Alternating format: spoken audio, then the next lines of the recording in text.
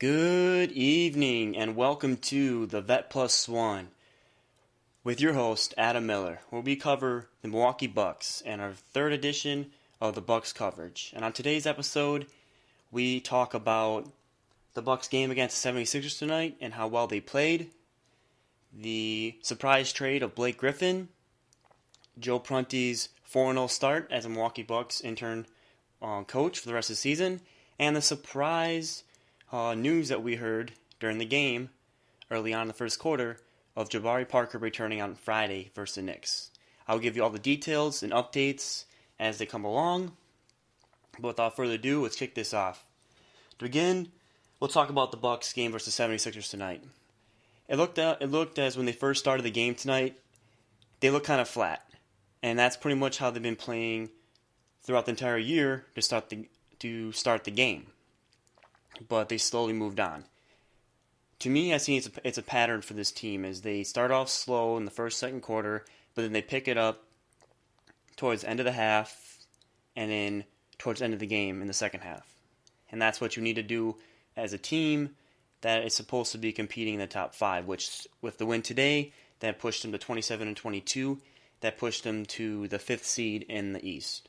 And now they're only 2.5 games back of Cleveland, who isn't really playing a whole lot of good basketball right now. And, you know, they got a lot of controversy going on in Cleveland right there.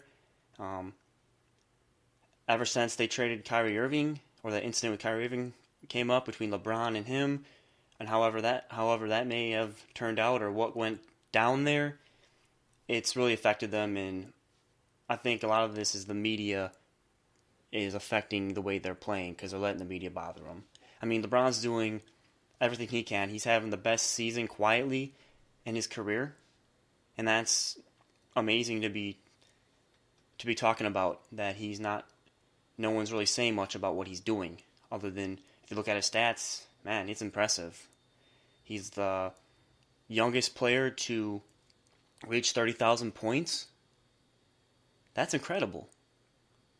That's enough to talk about the Cleveland Cavaliers. I just want to point that out, that we're 2.5 games behind them. And right behind us is the Indiana Pacers, who are 28-23. They're only going to get better. They're a surprise team this year. I mean, I really like Victor Oladipo.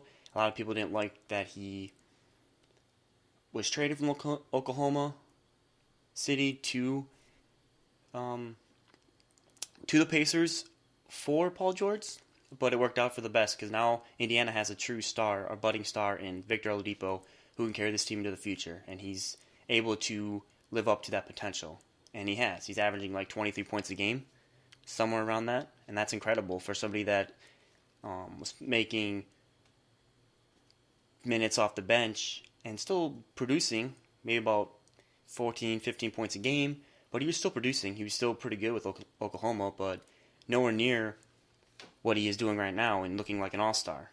I mean, I think he got an all-star nod this year. I'm not entirely sure on that. I'll have to check on that. You guys let me know if I'm correct on that or not, but I'm pretty sure he made the all-star game this year. Back to the Bucks versus Sixers. In tonight's game, the Bucks looked really well coming out in the second quarter. They fell behind early 20-10, but from there on they went on an 18-0 run. Or it was an 18-10 run and took the lead. And from there they seemed like they never really looked back. Yeah, they were trading baskets back and forth, but it's like the Bucks flipped the momentum as early in the game the Sixers were killing us in the paint, getting all those points. I mean, Rashawn Holmes killed it. He kept driving the basket and getting dunks, and we were just making it look easy for them. But then the second half, towards the end of the first half, the Sixers could not stop us in the paint. And a lot of that is because Joel Embiid has not played back-to-back games all year, or for that matter, in his 3-year career. But it was saying that his next time he will play back-to-back will be this week, this Friday. Can't remember who they said they're playing. However, he will play his first back-to-back. And it really makes a big difference when your best player, Joel Embiid, is not playing. And a lot of that is because, well, a lot of those players in that team are still growing. And when Ben Simmons finally matures more and he can get that shot, he'll be more effective. But right now, he's just not that player that can step out and shoot that three consistently or that mid-range shot consistently. He's more of that driver, that slasher type player, which is fine because they got other players that can shoot the three on the outside and can drive the ball. But that's something he's going to need to work on. That's something they were talking about during the game today. But also, switching back to the Bucks side, how impressive is Giannis Antetokounmpo's three-point shot been these last couple games? I think he's hit like 7 3-pointers in the last couple games. Maybe not more. That's incredible. His shot looks really good from the three. He has that confidence ever since Jason Kidd was fired. He came out and he said, you know what? I may be hurt that we fired Jason Kidd or we let him go, but I have a job to do. I have a job to lead this team and to get better and to help the rest of my teammates. And as the John McLaughlin was saying on the air last night, or yesterday versus the Bulls, as he was saying, you know, everybody fell in line behind Giannis and said, you know what, we're going to play behind you. We're all going to play together and we're going to work through this. We're going to continue to play the same basketball and work hard to get better and to work towards that championship goal that we have for this organization. And then you have somebody like Jason Terry, who comes off the bench, and he's hit 7 3-pointers in the last 2 games. That is incredible for a veteran. He has been a big piece. I'm so happy we brought him back. I love Jason Terry. He's a great player. He's that savvy vet that knows how to corral players in and keep their head on a swivel.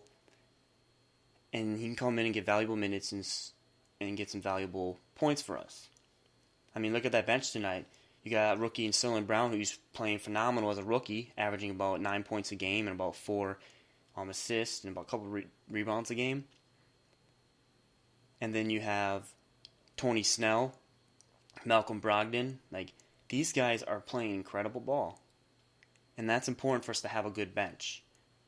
And I keep repeating it, the Warriors had a great bench. That's why they've been so consistent in winning championships, is because they have a bench. They have that firepower that can get them over the top.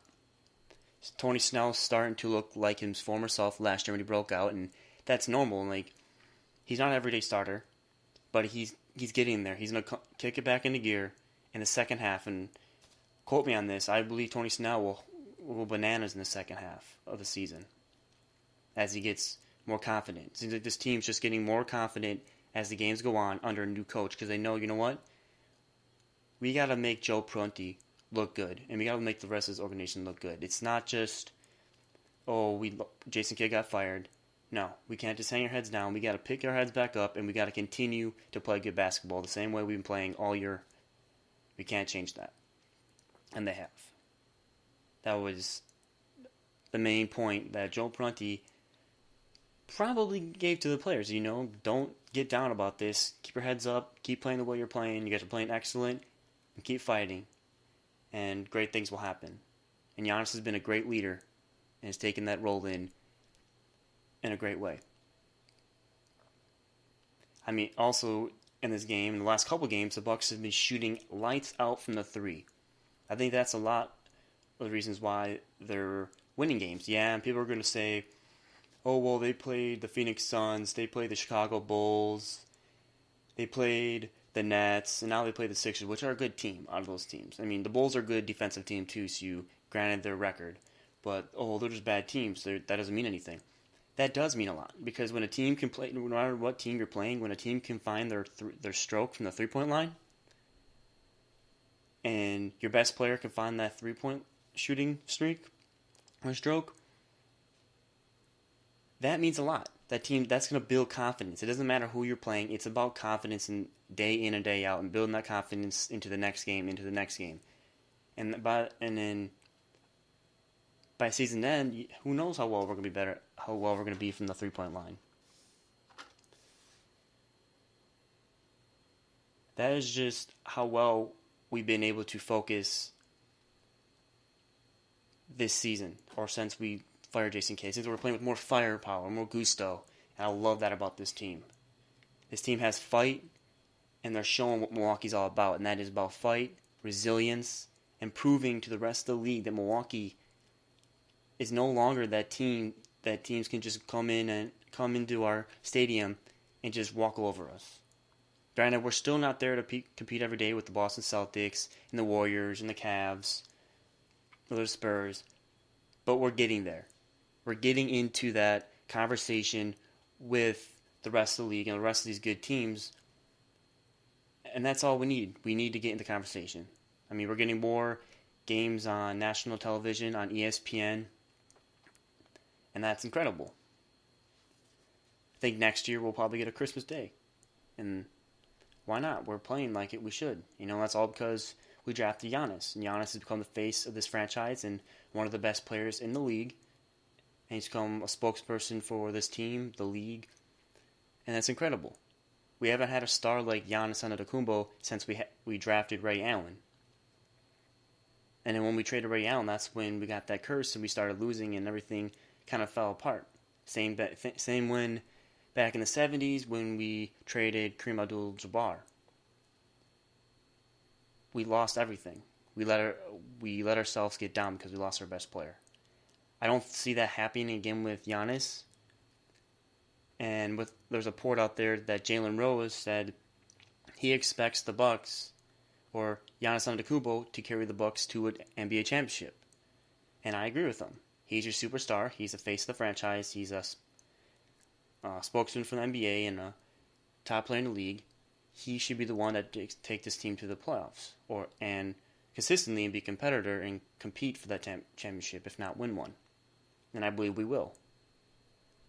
We got the right pieces.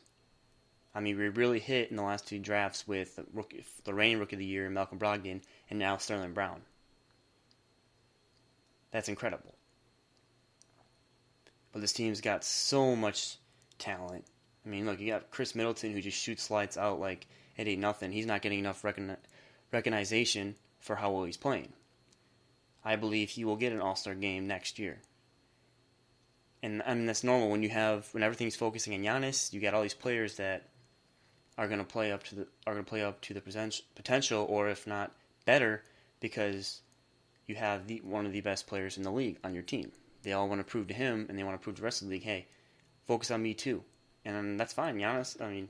Chris Middleton is doing wonders.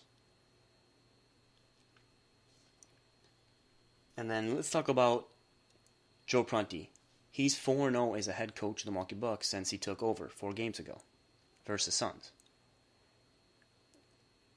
Now, the only other coaches that have started 3-0 in their coaching careers to begin their career are people like Brad Stevens and Steve Kerr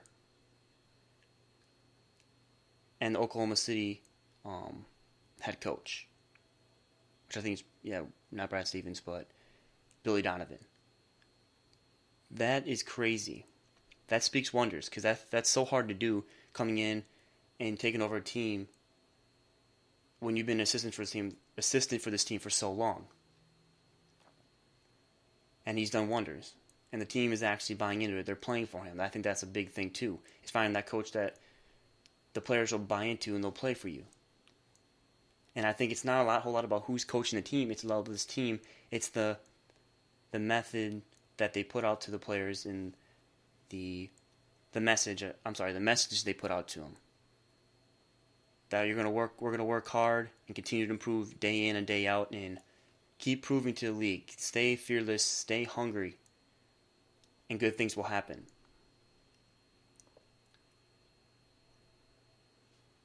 And then there was news that I found out later on today that it's kind of mind-boggling, in that the Detroit Pistons agreed to trade for Blake Griffin from the LA Clippers.